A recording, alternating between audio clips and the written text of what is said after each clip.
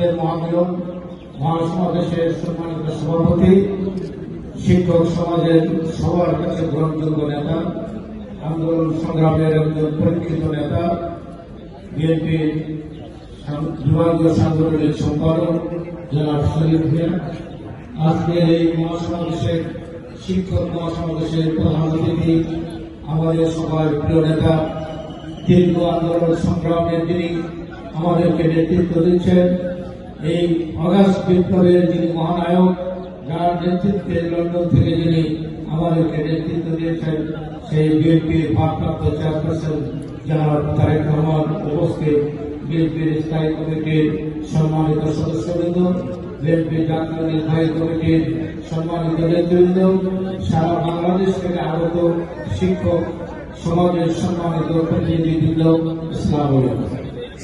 আজকে শিক্ষকরা হচ্ছে জাতির গঠনের কারিগর। এর মধ্য দিয়ে এই শিক্ষকরাই আগামী দিনে বাংলাদেশের নতুন সমাজ তৈরি করবে। শহীদ প্রেসিডেন্ট জিয়া রহমান শিক্ষকদের মূল্যায়ন করতেন।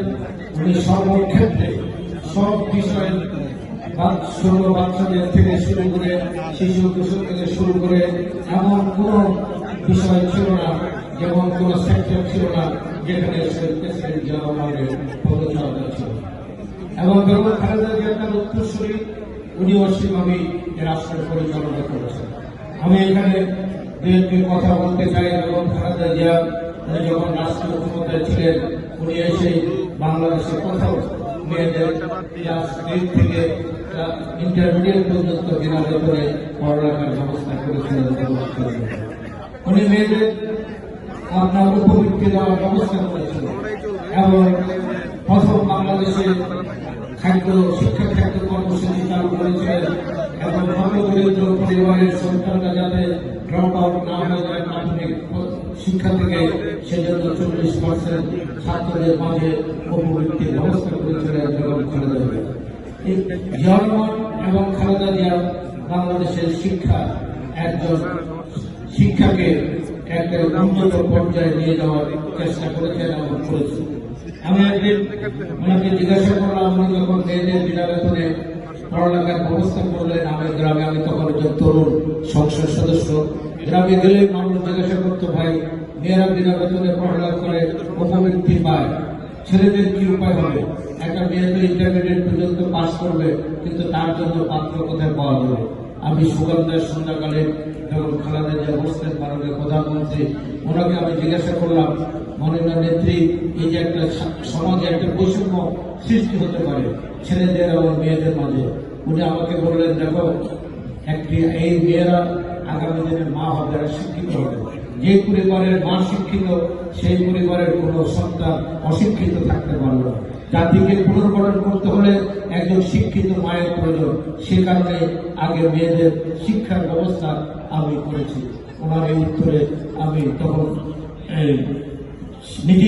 নিজে লজ্জা বোধ করলাম যে বেগম খালেদা জিয়া কত শতবর্ষের 100 বছর সামনে চিন্তা করেন এবং সেজন্য উনি দেশ নেত্রী হয়েছেন। আমি আমার বক্তব্য বেশি দীর্ঘায়িত করবো না, পরিশেষে দাঁড়িয়ে বলতে চাই, শহীদ প্রেসিডেন্ট জিয়া রহমান বাংলাদেশের প্রথম উৎপাদনমুখী শিক্ষা ব্যবস্থা প্রবর্তন করেছিলেন এবং গণশিক্ষার ব্যবস্থা চালু করেছিলেন শহীদ প্রেসিডেন্ট জিয়া। এর সাথে সেটা বন্ধ করে দিয়েছে।